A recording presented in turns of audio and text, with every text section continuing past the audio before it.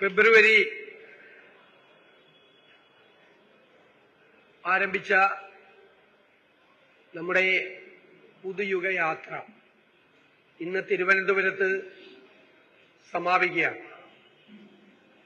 നാളെ കഴിഞ്ഞ് മറ്റന്നാൾ അതിന്റെ സമാപന സമ്മേളനം ഉത്തരീകണ്ഠം മൈതാനത്ത് ബഹുമാന്യനായ ലോക്സഭാ പ്രതിപക്ഷ നേതാവ് ശ്രീ രാഹുൽ ഗാന്ധി ഉദ്ഘാടനം ചെയ്യാൻ. പുതുയുഗ യാത്ര എനിക്കും ജാഥ അംഗങ്ങൾക്കും വലിയൊരു അനുഭവമായിരുന്നു. ഈ സർക്കാരിനെതിരായിട്ടുള്ള അതിശക്തമായ ജനവികാരം ആ യാത്രയിൽ പ്രതിഫലിച്ചു. എല്ലാ വിഭാഗം ജനങ്ങളും UDF പ്രവർത്തകർക്കപ്പുറം സാധാരണക്കാരായ ജനങ്ങൾ ആ യാത്രയിൽ പങ്കാളികളായി.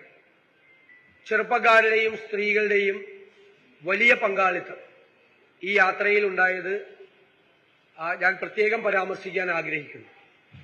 ഞങ്ങൾ യാത്രയിൽ രാഷ്ട്രീയം പറഞ്ഞിട്ടുണ്ട്, തീർച്ചയായിട്ടും ഗവൺമെന്റിനെതിരായിട്ടുള്ള വിമർശനങ്ങൾ പറഞ്ഞിട്ടുണ്ട്. പക്ഷെ അതേ അവസരത്തിൽ ഞങ്ങളുടെ യാത്രയുടെ ഭൂരിഭാഗവും കേരളത്തിന്റെ ഭാവിയെക്കുറിച്ചാണ് ഞങ്ങൾ ചർച്ച ചെയ്തത്. LDF സർക്കാർ തകർത്തു തരിപ്പണമാക്കിയ കേരളത്തിന്റെ വിവിധ മേഖലകളിൽ ഉണ്ടാകേണ്ട മാറ്റത്തെക്കുറിച്ചാണ് ഗൗരവതരമായി കേരള രാഷ്ട്രീയ ചരിത്രത്തിൽ ആദ്യമായി ഇതുപോലുള്ളൊരു രാഷ്ട്രീയ യാത്ര ചർച്ച ചെയ്യുന്നത്. അതിൽ ആരോഗ്യ മേഖല, വിദ്യാഭ്യാസ മേഖല, കാർഷിക മേഖലയുമായി ബന്ധപ്പെട്ട വിഷയങ്ങൾ ഉൾപ്പെടെയുള്ള അടിസ്ഥാന സൗകര്യ വികസനം, കേരളത്തിന്റെ ഭാവി, കേരളത്തിന്റെ സമ്പദ് വ്യവസ്ഥ തുടങ്ങിയ നിരവധി വിഷയങ്ങൾ ചർച്ച ചെയ്യപ്പെട്ടു. ഈ യാത്രയ്ക്കിടയിൽ ഞങ്ങൾ സമഗ്രമായി തയ്യാറാക്കിയ ഒരു ആരോഗ്യ രേഖയും വിഷൻ ഡോക്യുമെന്റ്, ഉന്നത വിദ്യാഭ്യാസത്തെ സംബന്ധിച്ചൊരു വിഷൻ ഡോക്യുമെന്റും പ്രകാശനം ചെയ്യപ്പെട്ടു. 14 ജില്ലകളിലും ഇന്നിപ്പോ തിരുവനന്തപുരത്തുണ്ടായതുപോലെ എല്ലാ വിഭാഗം ജനങ്ങളുമായിട്ടുള്ള ആശയവിനിമയം നടത്തി. ഞങ്ങൾ യോഗത്തിൽ പൗരപ്രമുഖരെ അല്ല ക്ഷണിച്ചത്. ഞങ്ങൾ വിവിധ പ്രശ്നങ്ങൾ കൊണ്ട് വലയുന്ന, ബുദ്ധിമുട്ടുന്ന, പ്രയാസപ്പെടുന്ന സാധാരണക്കാരായ മനുഷ്യരാണ് അവരുടെ പ്രശ്നങ്ങൾ അവതരിപ്പിക്കാൻ വന്നത്. എൻഡോസൾഫാൻ ഇരകൾ ഉൾപ്പെടെ, വന്യജീവി ആക്രമണത്തിൽ ഇരയായ പാവപ്പെട്ട മനുഷ്യരുടെ കുടുംബാംഗങ്ങൾ ഉൾപ്പെടെ ഉള്ള നിരവധി ആളുകൾ വന്നു. കാർഷിക മേഖലയെ തകർച്ച, നെൽ കർഷകർ, റബ്ബർ കർഷകർ, നാളികേര കർഷകർ, പച്ചക്കറി മേഖലയിൽ, കാർഷിക മേഖലയിൽ ഉണ്ടാകുന്ന പ്രശ്നങ്ങൾ അതെല്ലാം അവതരിപ്പിക്കപ്പെട്ടു. അതുപോലെ തന്നെ അംഗൻവാടി ടീച്ചർമാർ, ആശാ വർക്കർമാർ, പ്രീ പ്രൈമറി ടീച്ചേഴ്സ്, ലോട്ടറി തൊഴിലാളികൾ, KSRTC പെൻഷൻകാർ, പ്രീ പ്രൈമറി ടീച്ചേഴ്സ്, ഭിന്നശേഷിക്കാരായ അവരുടെ മാതാപിതാക്കൾ, സ്പെഷ്യൽ എഡ്യൂക്കേറ്റേഴ്സ് തുടങ്ങി വിവിധ മേഖലകളിലുള്ള നിരവധി ആളുകൾ, PSC റാങ്ക് ഹോൾഡേഴ്സ്, കുഞ്ഞുങ്ങൾ, റാങ്ക് ലിസ്റ്റിൽ ഫസ്റ്റ് റാങ്കിൽ ഉണ്ടായിട്ട് പോലും നിയമനം കിട്ടാത്ത പാവം കുട്ടികൾ ഉൾപ്പെടെയുള്ള ജീവിതത്തിന്റെ സമസ്ത മേഖലകളിൽ നിന്ന് ഈ 14 ജില്ലകളിലും പൊതുവായ വിഷയങ്ങൾ, സംസ്ഥാന വ്യാപകമായ വിഷയങ്ങൾ വന്നത് കൂടാതെ ഓരോ ജില്ലയ്ക്കും സ്പെസിഫിക് ആയിട്ടുള്ള വിഷയങ്ങൾ തയ്യാറാക്കിക്കൊണ്ട് ഓരോ ജില്ലയ്ക്കും ഞങ്ങൾ ഓരോ ഡോക്യുമെന്റ് തയ്യാറാക്കിയിട്ടുണ്ട്. ഇപ്പൊ തിരുവനന്തപുരത്ത് 2 ദിവസത്തിനുള്ളിൽ തയ്യാറാക്കും. ബാക്കി ജില്ലകളിൽ അത് തയ്യാറാക്കിക്കൊണ്ടിരിക്കുന്നു. പകുതി ജില്ലകളിൽ അത് തയ്യാറായി കഴിഞ്ഞു. അപ്പൊ അത് ഓരോ ജില്ലകളുടെയും പ്രധാനപ്പെട്ട പ്രശ്നങ്ങൾക്ക് മുൻഗണന കൊടുത്തുകൊണ്ട്, ഒരു പ്രയോറിറ്റി കൊടുത്തുകൊണ്ട്, അതിനൊരു ടൈം ഫ്രെയിം നിശ്ചയിച്ച് ആ വിഷയങ്ങൾക്ക് പരിഹാരം ഉണ്ടാക്കാനുള്ള ശ്രമങ്ങൾ ഞങ്ങളുടെ ഭാഗത്തുനിന്നുണ്ടാവും. അതുപോലെ ഈ സാമ്പത്തികമായി കേരളം തകർന്നതുകൊണ്ടുണ്ടായിരിക്കുന്ന പ്രശ്നങ്ങൾ വിവിധ മേഖലകളിലുണ്ട്. ആരോഗ്യ മേഖലയിൽ ഉൾപ്പെടെയുള്ള ഒരുപാട് രംഗങ്ങളിൽ ആ പ്രശ്നങ്ങളുണ്ട്. അപ്പൊ അതെല്ലാം ക്രോഡീകരിച്ച് സ്റ്റേറ്റ് വൈഡായിട്ടുള്ള നമ്മൾ മുൻഗണന കൊടുക്കേണ്ട വിഷയങ്ങളെല്ലാം തയ്യാറാക്കി. ഇത് UDFന്റെ മാനിഫെസ്റ്റോ തയ്യാറാക്കാനും UDF സർക്കാർ അധികാരത്തിൽ വരുമ്പോൾ ചെയ്യേണ്ട കാര്യങ്ങൾ എന്താണ് എന്നുള്ളൊരു മുൻഗണന നിശ്ചയിക്കാനും ഈ യാത്രയിലൂടെ വിവിധ തരത്തിലുള്ള ജനവിഭാഗങ്ങളുമായി നടത്തിയ ആശയവിനിമയം ഞങ്ങൾക്ക് സഹായകമായിട്ടുണ്ട്. ഞങ്ങൾക്ക് മാധ്യമങ്ങളുടെ ഭാഗത്തു നിന്നും വലിയ പിന്തുണ ഈ യാത്രയ്ക്ക് നല്ല രീതിയിൽ ഉണ്ടായിട്ടുണ്ട്. അതിന് ഞാൻ പ്രത്യേകമായ നന്ദി പറയുന്നു. കേരളത്തിൽ ആദ്യമായി ഒരു തെരഞ്ഞെടുപ്പിന് മുമ്പ് നടക്കുന്ന ഒരു രാഷ്ട്രീയ യാത്ര കേരളത്തിന് എതിരായി നിൽക്കുന്ന വിഷയങ്ങളെ നമുക്ക് ഹൈലൈറ്റ് ചെയ്യാനും പറ്റി. ഇപ്പൊ വർഗീയതയ്ക്കെതിരായിട്ടുള്ള അതിശക്തമായ ഒരു നിലപാട് നമുക്ക് അത് എസ്റ്റാബ്ലിഷ് ചെയ്യാൻ ഇതിനകത്ത് പറ്റി. അത് കേരളത്തിന് അത് പാടില്ല എന്നുള്ളൊരു നിലപാട് സ്വീകരിക്കാൻ പറ്റി. അതോടൊപ്പം തന്നെ കേരളത്തിന്റെ ഭാവിയെക്കുറിച്ച്, വരാനിരിക്കുന്ന തലമുറകളെക്കുറിച്ച് അവർക്കൊരു ഹോപ്പ്, ഒരു പ്രതീക്ഷ കേരളത്തിൽ ഉണ്ടാകുന്ന തരത്തിൽ ഈ യാത്രയെ മാറ്റാൻ പറ്റി എന്നുള്ളൊരു ചാരിതാർത്ഥ്യത്തോടു കൂടിയാണ് ഇന്ന് തിരുവനന്തപുരത്ത് ഈ ജാഥ സമാപിക്കുന്നത്.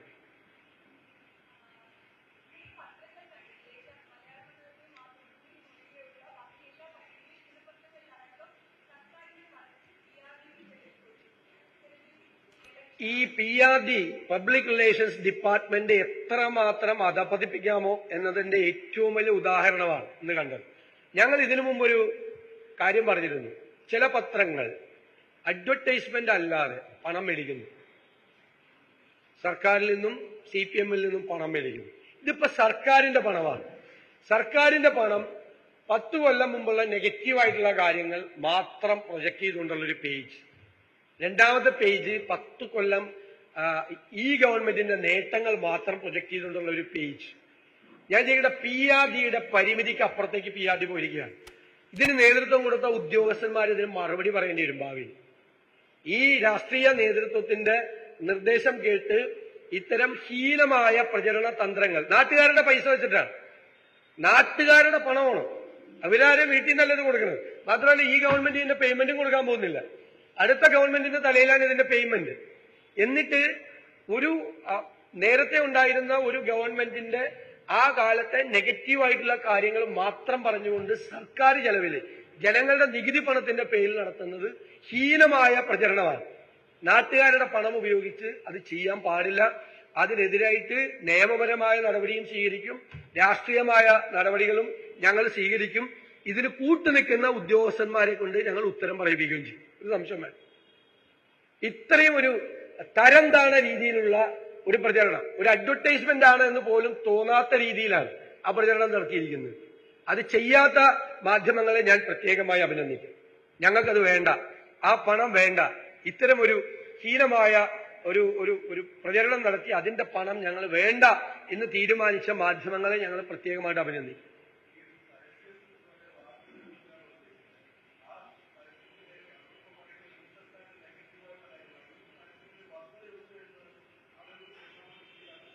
അതായത് ശരിക്കും CPM-ന്റെ മുഖപത്രമായ ദേശാഭിമാനിയുടെ ബോണ്ടാണ് അതിൽ ഉപയോഗിച്ചിരിക്കുന്നത്. ദേശാഭിമാനി പത്രത്തിൽ തയ്യാറാക്കിയ സംഭവമാണ് ഇത്. അങ്ങനെയുണ്ട് അത് കൊടുത്തിരിക്കുന്നത്. ഇത് യാഥാർത്ഥ്യമാണ് എന്ന് തോന്നുന്ന തരത്തിൽ ഒരു പരസ്യത്തിന്റെ രൂപമില്ലാതെ കൊടുത്തിരിക്കുക. അതാണ് ഞാൻ ആദ്യം പറഞ്ഞത്. പരസ്യമാണെന്ന് മനസ്സിലാവില്ല. ഇതൊരു റിയൽ വാർത്തയാണ് റിപ്പോർട്ട് ചെയ്തിരിക്കുന്നത് എന്ന് തോന്നുന്ന തരത്തിലാണ്. അത് അഡ്വർടൈസ്മെന്റ് ചട്ടങ്ങൾക്ക് തന്നെ വിരുദ്ധമാണ്. ഞങ്ങളതിന് ലീഗലായിട്ട് നേരിടും. അഡ്വർടൈസ്മെന്റ് ചട്ടങ്ങൾക്ക് വിരുദ്ധമായിട്ടാണ് ഇത് കൊടുത്തിരിക്കുന്നത്, ഈ പരസ്യം കൊടുത്തിരിക്കുന്നത്. അത് സർക്കാരിന്റെ പണം, നാട്ടുകാരുടെ പണമാണ്. നമ്മുടെ നികുതി പണം ഉപയോഗിച്ചാണ് ചെയ്തിരിക്കുന്നത്. CPM കൊടുക്കണമെങ്കിൽ കൊടുത്തോട്ട് അവരെ കാശ് ഉപയോഗിച്ചപ്പോ ഞങ്ങൾ കൊടുക്കും. തെരഞ്ഞെടുപ്പ് ആകുമ്പോൾ പത്രത്തിൽ പരസ്യം കൊടുക്കുക. അത് ഞങ്ങളുടെ പണം ഉപയോഗിച്ചാണ് കൊടുക്കുന്നത്, പാർട്ടിയുടെ പണം ഉപയോഗിച്ചാണ് കൊടുക്കുന്നത്. പാർട്ടി അക്കൗണ്ടിൽ നിന്നാണ് അതിലേക്ക് ഞങ്ങൾ പേയ്മെന്റ് കൊടുക്കുന്നത്. നാട്ടുകാരുടെ പൈസ ഉപയോഗിച്ചല്ല പരസ്യം നടത്തുന്നത്.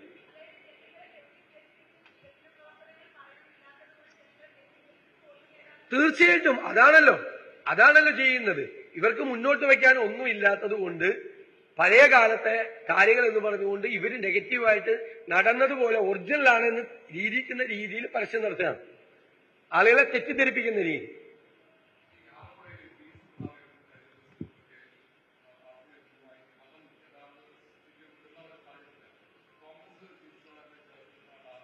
അല്ല, ഞങ്ങളത് ചർച്ച ചെയ്തിട്ടില്ല. ഞങ്ങൾ എല്ലാവരുമായിട്ടും വളരെ വ്യക്തിപരമായ ബന്ധമുള്ള ഒരാളാണ് അദ്ദേഹം. ഞാൻ നിരന്തരമായി അദ്ദേഹത്തെ അവിടെ സംസാരിക്കുന്ന ഒരാളാണ്. വലിയ ബഹുമാനവും ആദരവും ഉള്ള ഒരാളാണ്.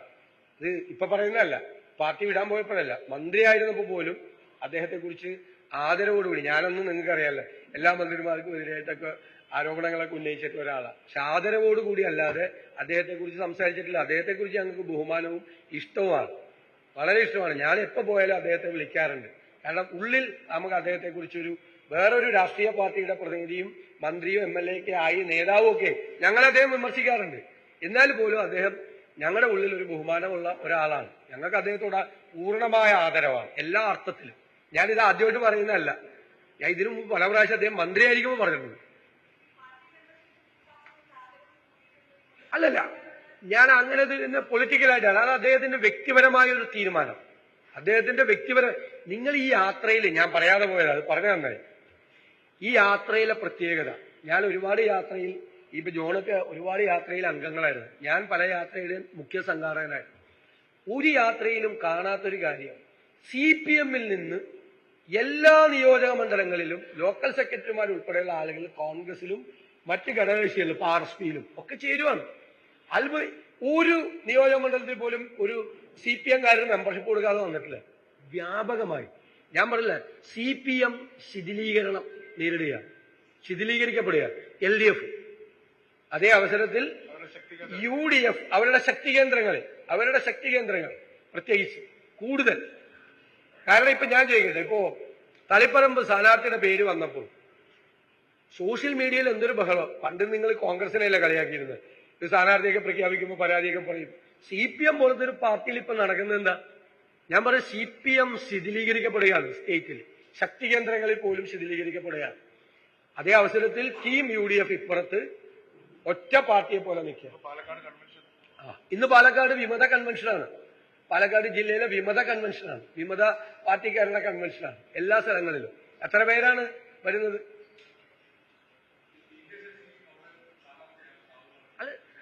അല്ല, അതൊക്കെ വരട്ടെ. അതൊക്കെ നമ്മൾ UDF ചർച്ച ചെയ്യേണ്ട കാര്യങ്ങൾ ഞാൻ പറയാൻ പറ്റില്ലല്ലോ. UDF ചർച്ച ചെയ്തെടുക്കേണ്ട തീരുമാനങ്ങളല്ലേ. ഇത്തരം കാര്യങ്ങൾ നമ്മുടെ മുമ്പിൽ വരുമ്പോൾ നമ്മൾ ചർച്ച ചെയ്യും. എന്താണ് ചെയ്യേണ്ടത്, നടപടി എടുക്കേണ്ടതെന്ന് നമ്മൾ തീരുമാനിക്കും. എന്തായാലും സംസ്ഥാനത്തുടനീളം തെരഞ്ഞെടുപ്പ് അടുക്കും തോറും CPM-ഉം LDF-ഉം ശിഥിലീകരിക്കപ്പെടുകയാണ് എന്ന കാര്യം യാതൊരു സംശയമില്ല. അതുകൊണ്ട് പാനിക്കായിട്ടാണ് ഇതുപോലുള്ള ഹീനമായ പരസ്യവും തന്ത്രങ്ങളും ഒക്കെ ആയിട്ട് വരുന്നത്.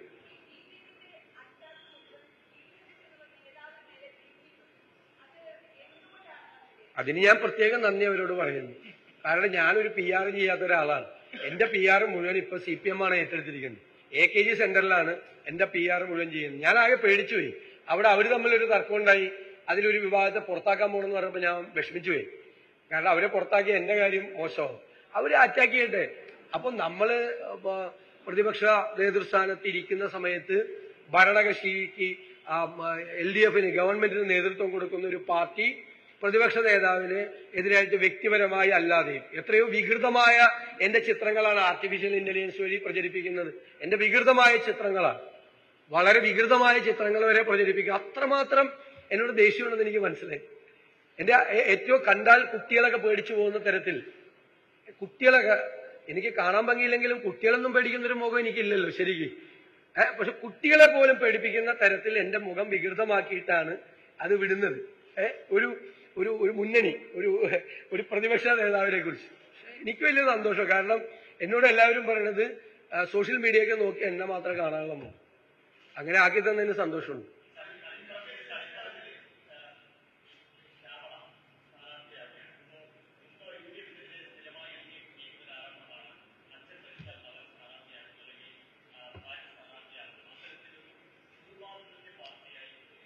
അല്ല, CPM-ന് അതാകാം, കോൺഗ്രസിനാകാൻ പാടില്ല, അത്രേ ഉള്ളൂ.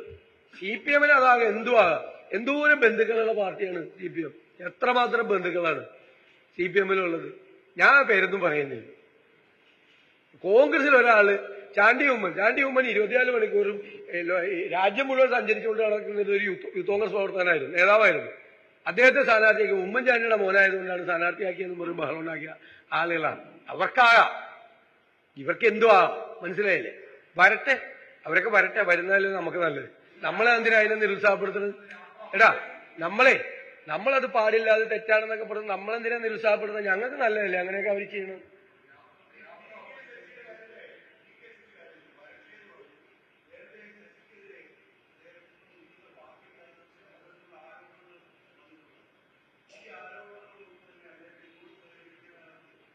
അല്ലല്ല, അവരുടെ പാർട്ടിയിൽ ഒരു ആരോപണമില്ലല്ലോ. അദ്ദേഹത്തിനെ പുറത്താക്കിയിട്ടൊന്നുമില്ലല്ലോ. അദ്ദേഹമല്ലേ ഇപ്പൊ രാജിവെച്ചത്, KTDC ചെയർമാൻ സ്ഥാനം രാജിവെച്ച അദ്ദേഹമല്ലേ. അവരുടെ പാർട്ടിയിൽ അദ്ദേഹം ഒരു തെറ്റും ചെയ്തിട്ടില്ല എന്നുള്ള റിപ്പോർട്ടിന്റെ അടിസ്ഥാനത്തിലാണല്ലോ അദ്ദേഹം ആ സ്ഥാനത്ത് കണ്ടിന്യൂ ചെയ്തതും പാർട്ടിയിൽ കണ്ടിന്യൂ ചെയ്തു.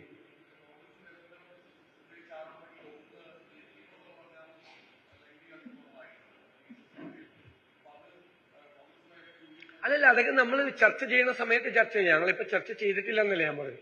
ചർച്ച ചെയ്യും, അത് വരട്ടെ. അല്ല, ഞാൻ നേരത്തെ തന്നെ പറഞ്ഞല്ലോ, സ്ഥാനാർത്ഥി നിർണയം, സീറ്റ് വിഭജനമൊക്കെ നേരത്തെ ആക്കാൻ ഷെഡ്യൂൾ ചെയ്തിരുന്ന. പിന്നെ ഞങ്ങൾ വൈകിപ്പിച്ചാണ്. കാരണം 22-ാം തീയതിയിലേക്ക് ഞങ്ങൾ അതിലേക്ക് കടക്കാൻ തീരുമാനിച്ചാണ്. അപ്പോഴാണ് ഇലക്ഷൻ സാധാരണ മാർച്ച് 1-നാണ് അനൗൺസ് ചെയ്യാറുള്ളത്. ഇലക്ഷൻ വൈകുവാണ്. അനിശ്ചിതത്വം വന്നു കഴിഞ്ഞപ്പോൾ ഞങ്ങളത് മനഃപൂർവ്വം വൈകിച്ചാണ്. ഏത് സമയത്ത് തെരഞ്ഞെടുപ്പ് പ്രഖ്യാപിച്ചാലും UDF-ന്റെ സ്ഥാനാർത്ഥികൾ അപ്പോൾ പ്രഖ്യാപിക്കും. UDF-ന്റെ മറ്റേ സീറ്റ് വിഭജനം അതിന്റെ ഫൈനൽ സ്റ്റേജിലാണ്. ഞങ്ങൾ നാളെ മിക്കവാറും കക്ഷികളുമായിട്ട് നാളെ തന്നെ തീരും. മിക്കവാറും എല്ലാവരും ഇവിടെ ഉണ്ടല്ലോ. മറ്റന്നാള് പരിപാടിയായിട്ട് എല്ലാവരും ഇവിടെ ഉണ്ട്, തീരും. മിക്കവാറും അതെല്ലാം പല സ്ഥലത്ത് വെച്ച് ചർച്ച ചെയ്ത് ഫൈനൽ രൂപത്തിലുള്ളതാണ്. ഇപ്പൊ നിങ്ങൾ കണ്ടില്ല, LDF മാറ്റിവെച്ചു. കാരണം അങ്ങനെ പറ്റില്ല, ഒരു മുന്നണിക്കും പറ്റില്ല. നമ്മളിത് അപകടമായി പോകും. അതുകൊണ്ട് നമ്മൾ മനഃപൂർവ്വം ഡിലേ ചെയ്യിപ്പിച്ചാണ്.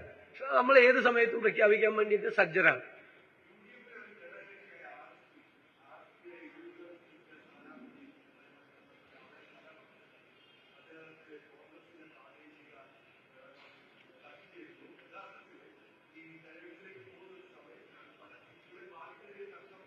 ഒരു കാരണവശാലും മറ്റൊരു ഘടകകക്ഷികളുടെ ആഭ്യന്തര കാര്യത്തിൽ ഇടപെടില്ല കോൺഗ്രസ്. RSPക്ക് അനുവദിച്ചിരിക്കുന്ന സീറ്റിൽ RSP ആണ് സ്ഥാനാർത്ഥിയെ തീരുമാനിക്കുന്നത്. CMPക്ക് അനുവദിച്ച സീറ്റിൽ CMP ആണ് സ്ഥാനാർത്ഥിയെ തീരുമാനിക്കുന്നത്, കോൺഗ്രസ് അല്ല. അതുപോലെ കോൺഗ്രസ് തന്നിരിക്കുന്ന സീറ്റിൽ കോൺഗ്രസ് പാർട്ടിയാണ് ആ പ്രൊസീജിയേഴ്സ് സീറ്റ് തീരുമാനിക്കുന്നത്. അതിൽ ഒരു കോൺഗ്രസ്സുകാരെ ഇടപെടാൻ പാടില്ല. അങ്ങനെ ഏതെങ്കിലും കോൺഗ്രസ്സുകാരെ അനാവശ്യമായി അത്തരം കാര്യങ്ങളിൽ ഇടപെട്ടാൽ അത് പാർട്ടി നേതൃത്വത്തിന്റെ ശ്രദ്ധയിൽ പെടുത്തിയിട്ടുണ്ട്. അത് അതിൻ്റെതായ നടപടികൾ അവർ സ്വീകരിച്ചിട്ടുണ്ട്. അല്ലല്ല, അങ്ങനെ ഏതെങ്കിലും സ്ഥലത്ത് ഒറ്റപ്പെട്ട സംഭവങ്ങളിലെ എവിടെയെങ്കിലും ഉണ്ടായാൽ അത് കർശനമായ നടപടി സ്വീകരിക്കും. ഞാൻ നമ്മുടെ ലൈനാ പറഞ്ഞത്, വേറൊരു പാർട്ടിക്ക് അനുവദിച്ചു കൊടുത്തിരിക്കുന്ന സീറ്റിൽ അവരാണ് സ്ഥാനാർത്ഥിയെ തീരുമാനിക്കുന്നത്. അതിൽ നമുക്ക് നോ റോൾ. അല്ലല്ല, ചില സ്ഥലത്ത് ഒറ്റപ്പെട്ട വിഷയം ഉണ്ടാക്കി അത് അപ്പൊ തന്നെ പരിഹരിക്കുക, അത്രേ ഉള്ളൂ. ഇല്ല, അത് അപ്പൊ തന്നെ പരിഹരിക്കുക. പരിഹരിക്കാനുള്ള മെക്കാനിസം ഉണ്ട് UDF. നിയമപരമായും രാഷ്ട്രീയമായും നേരിടും നമ്മൾ, ഉറപ്പായും.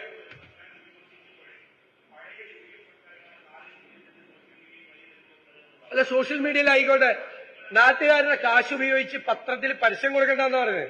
നിങ്ങൾ സോഷ്യൽ മീഡിയയിലായിക്കോ,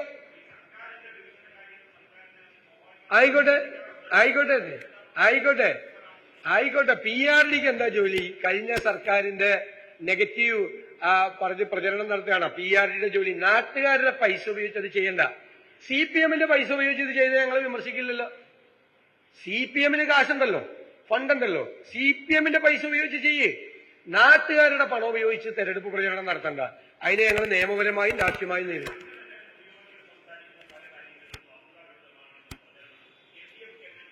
ആയിക്കോട്ടെ, അതിനെന്താ?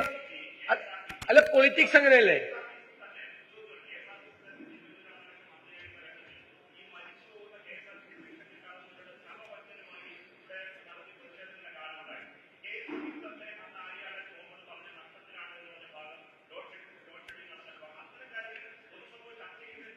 ലാഭത്തിലാക്കിയല്ലോ UDF ഗവൺമെന്റ്. വൈദ്യുതി ബോർഡിനെ ലാഭത്തിലാക്കി. ഇനി എങ്ങനെയാണ് ഇത്രയും വലിയ നഷ്ടം? ഇത് ചോദിച്ചുകൊണ്ട് കൂടി പറഞ്ഞുതരാം, എല്ലാവരും കേട്ടോളാം. ഉമ്മൻചാണ്ടി സർക്കാരിന്റെ കാലത്ത് 25 വർഷത്തേക്ക് പുറത്തു നിന്ന് വൈദ്യുതി മേടിക്കാൻ ഒരു കരാറുണ്ടാക്കി. 4 രൂപ 29 പൈസ യൂണിറ്റിന്. ആ സർക്കാർ മേടിച്ചു. 7 കൊല്ലം ഈ സർക്കാർ മേടിച്ചു. 7 കൊല്ലം പുറത്തുനിന്ന് വൈദ്യുതി ആ എഗ്രിമെന്റിന്റെ ഭാഗമായിട്ട് മേടിച്ചു. 8 കൊല്ലം കഴിഞ്ഞപ്പോ വേറെ ഒരു കമ്പനിക്ക് വൈദ്യുതി കൊടുക്കണം. അതിനുവേണ്ടി ഈ കരാർ റദ്ദാക്കി. 4 രൂപ 29 പൈസക്ക് 25 കൊല്ലത്തേക്ക് മേടിച്ചിരുന്ന കരാർ റദ്ദാക്കിയിട്ട് ഇപ്പൊ വൈദ്യുതി മേടിക്കുന്ന എത്ര രൂപയ്ക്കാണെന്നറിയോ? 8 രൂപ മുതൽ 14 രൂപ വരെ. 14 രൂപ, 8 രൂപ മുതൽ 14 രൂപ വരെ. ഒരു ദിവസം 20-25 കോടി രൂപ ഈ അഴിമതിക്ക് വേണ്ടി നഷ്ടം വരുത്തിയാണ്. വേറൊരു കമ്പനിയിൽ നിന്ന് വൈദ്യുതി മേടിച്ച് അവരുടെ കമ്മീഷൻ മേടിക്കാൻ വേണ്ടിയിട്ട് 4 രൂപ. എന്തൊരു കൊള്ളയാണ്, പകൽ കൊള്ളയാണ് വൈദ്യുതി ബോർഡിൽ നടന്നത്. 4 രൂപ 29 പൈസക്ക് 25 കൊല്ലത്തേക്ക് വൈദ്യുതി മേടിക്കാനുള്ള എഗ്രിമെന്റ് റദ്ദാക്കിയിട്ട് 8 രൂപ തൊട്ട് 14 രൂപ വരെ വൈദ്യുതി മേടിച്ച് ഈ കുഴപ്പമുണ്ടാക്കി ഞങ്ങൾ പറയും. പിന്നെ രാഷ്ട്രീയ നേതാക്കൾ, രാഷ്ട്രീയ പാർട്ടികൾ പ്രചരണം നടത്തുമ്പോൾ തെറ്റായിട്ടുള്ള എന്തെങ്കിലും കാര്യം ഉണ്ടെങ്കിൽ കറക്റ്റ് ചെയ്തോ. നിങ്ങൾ ചെയ്യുന്ന എന്താ? നിങ്ങൾ വളരെ മാന്യമായിട്ടാണ് കൈരളിക്ക് വേണ്ടിയിട്ട് എന്നോട് ചോദ്യം ചോദിച്ചത്. ഈ ചോദ്യം പോലെ വളരെ മാന്യമായിട്ട് ചോദിച്ചത്. കൊല്ലത്ത് ദേശാഭിമാനിയുടെ ബ്യൂറോ ചീഫ് എന്നോട് പറഞ്ഞത്, എന്നോട് ചോദിക്കുന്ന ചോദ്യം എന്ന് വെച്ചാൽ എന്നെ പ്രകോപിപ്പിക്കാനാ. നിങ്ങൾ ഉളുപ്പില്ലാതെ നുണ പറയുന്നു. ഒരു മാധ്യമ പ്രവർത്തകൻ